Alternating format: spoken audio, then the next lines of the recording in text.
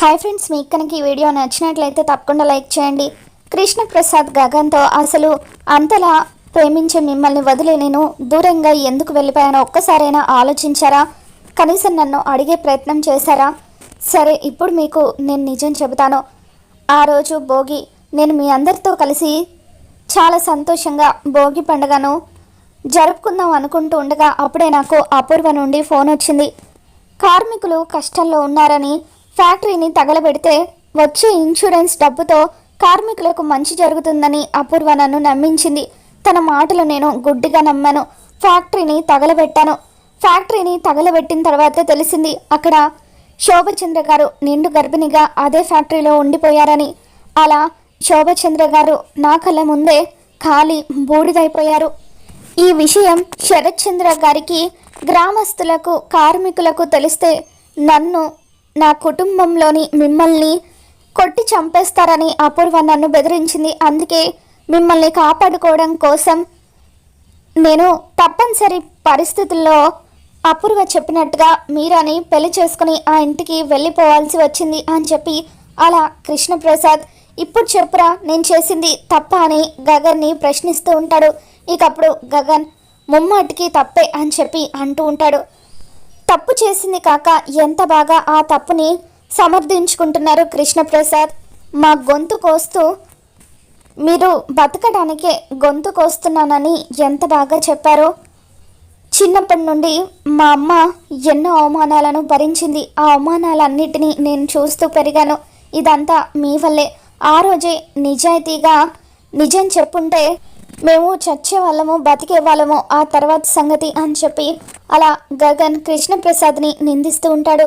శారద, నేను చెప్పిందంతా విన్నావు కదా, కనీసం నువ్వైనా నన్ను అర్థం చేసుకో అని చెప్పి కృష్ణప్రసాద్ అంటూ ఉంటే ఇకప్పుడు శారద ఏం అర్థం చేసుకోవాలండి?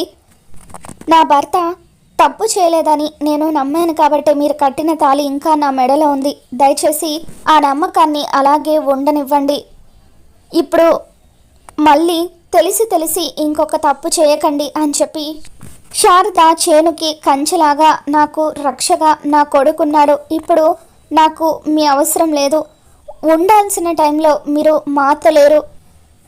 ఒక భర్త దూరం అయితే ఆ బాధ ఎలా ఉంటుందో, పసిపిల్లలకు తండ్రి దూరం అయితే వాళ్ళు ఎంత నరకాన్ని అనుభవిస్తారో మాకు తెలుసు. ఇప్పుడు మీ అవసరం అమాయకురాలైన మీరాకుంది. అక్కడ మీ పిల్లలు ఉన్నారు, వాళ్ళకు కూడా మీ అవసరం ఉంది. అందుకే మీరు తిరిగి అక్కడికి వెళ్ళిపోండి అని చెప్పి శారద కృష్ణప్రసాద్కి చెబుతూ ఉంటుంది. ఒకప్పుడు మేము చాలా కష్టాలను అనుభవించాము. జరిగిందేదో జరిగిపోయింది. తలరాతను ఎవరు కూడా మార్చలేరు అని చెప్పి నా పిల్లలతో నేను ఇప్పుడు చాలా సంతోషంగా ఉన్నాను. మీ అవసరం మాకు లేదు అని చెప్పి అలా శారద గగన్ని తీసుకొని అక్కడి నుండి వెళ్ళిపోతూ ఉంటుంది. దాంతో కృష్ణప్రసాద్ అక్కడే కూర్చొని ఎంతగానో బాధపడిపోతూ ఉంటాడో. ఇక అప్పుడు భూమి సార్ అంటూ కృష్ణప్రసాద్ని పిలుస్తూ ఉంటుంది. ఎవరమ్మా నువ్వు అని చెప్పి భూమిని కృష్ణప్రసాద్ అడుగుతూ ఉంటాడు. దాంతో భూమి, సార్ నేను మొన్న మిమ్మల్ని కలవడం కోసం పార్కుకి వస్తున్నానని ఫోన్ చేశాను కదా సార్ అని చెప్పి భూమి అంటూ ఉంటే, నువ్వా? ఆ రోజు నేను నీ కోసం వచ్చానమ్మా, నువ్వు నాకు కనిపించలేదు అని చెప్పి ఇంతకీ నువ్వు నన్ను ఎందుకు కలవాలనుకున్నావని కృష్ణప్రసాద్ అంటూ ఉంటాడు. ఇక అప్పుడు భూమి, నా వాళ్ళ గురించి తెలుసుకోవడానికి మిమ్మల్ని కలవాలనుకున్నాను సార్. ఆ రోజు రాజమండ్రిలో కూడా బొమ్మల ఫ్యాక్టరీ దగ్గర నేను మిమ్మల్ని చూశాను. కొన్ని సంవత్సరాల క్రితం బొమ్మల ఫ్యాక్టరీ దగ్గర ఒక చిన్న కుర్రాడికి నేను కనిపించానట. ఆ తర్వాత ఒక ఇద్దరు భార్యాభర్తలు నన్ను సొంత కూతురులాగా పెంచి పెద్ద చేశారు. ఆ తర్వాతే తెలిసింది వాళ్ళు నాకు పెంపుడు తల్లిదండ్రులని. వాళ్ళే నేను పెద్ద అయిన తర్వాత ఈ విషయం అంతా నాకు చెప్పారు. మీరు మీ అబ్బాయితో మీ ఆవిడతో చెబుతూ ఉండగా మొత్తం కూడా విన్నాను. అంతా విన్న తర్వాత కూడా నా ప్రశ్నలకు ఇంకా సమాధానాలు దొరకలేదు అని చెప్పి భూమి అంటూ ఉంటే, వాళ్ళు నా కొడుకు నా భార్య అని నీకెలా తెలుసమ్మా అని చెప్పి కృష్ణప్రసాద్ అడుగుతాడు. అప్పుడు భూమి, నేను ఉంటుంది వాళ్ళ ఇంట్లోనే సార్ అని చెప్పి అంటూ ఉంటుంది. ఆ రోజు మీరు తాగి పడిపోతే నేనే ఇంట్లోకి తీసుకుని వెళ్ళాను అని భూమి కృష్ణప్రసాద్కి చెబుతూ ఉంటుంది. చెప్పమ్మా, నా నుండి నీకు ఏం వివరాలు కావాలని భూమి అడుగుతూ ఉంటే, ఆ రోజు బొమ్మల ఫ్యాక్టరీ దగ్గర మీరు ఫ్యాక్టరీని తగలబెట్టినప్పుడు చిన్న పాప ఏమైనా మీకు కనిపించిందా సార్ అని భూమి అడుగుతుంది. లేదమ్మా, నేను అంతగా గమనించలేదు. ఫ్యాక్టరీని తగలబెట్టి తప్పు చేస్తున్నానన్న భయంతో నేను చుట్టుపక్కలవేవి పట్టించుకోలేదు అని చెప్పి కృష్ణప్రసాద్ అంటూ ఉంటాడు.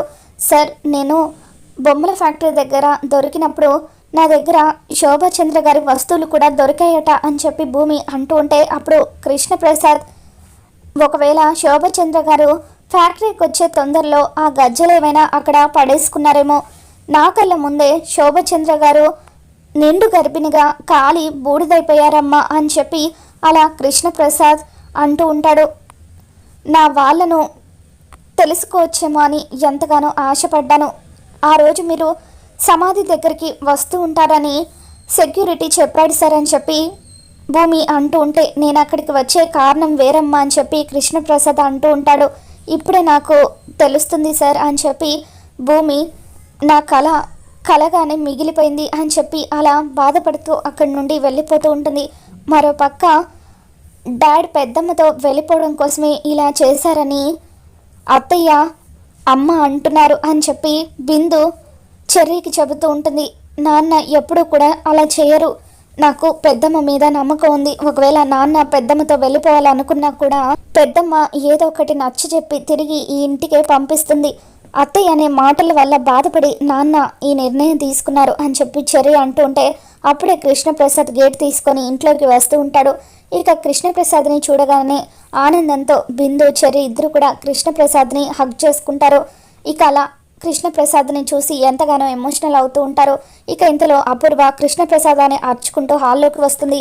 ఏంటమ్మా అపూర్వ, వాడు మనసు మార్చుకొని ఈ ఇంటికి వచ్చాడని ఆనందించక ఎందుకలా అరుస్తున్నావని చెప్పి అలా కృష్ణప్రసాద్ తల్లి అంటూ ఉంటుంది. మీరు ఆగండి, అతను వెళ్తూ వెళ్తూ ఈ ఇంటి పరువుని కూడా తీసేసి వెళ్ళిపోయాడు.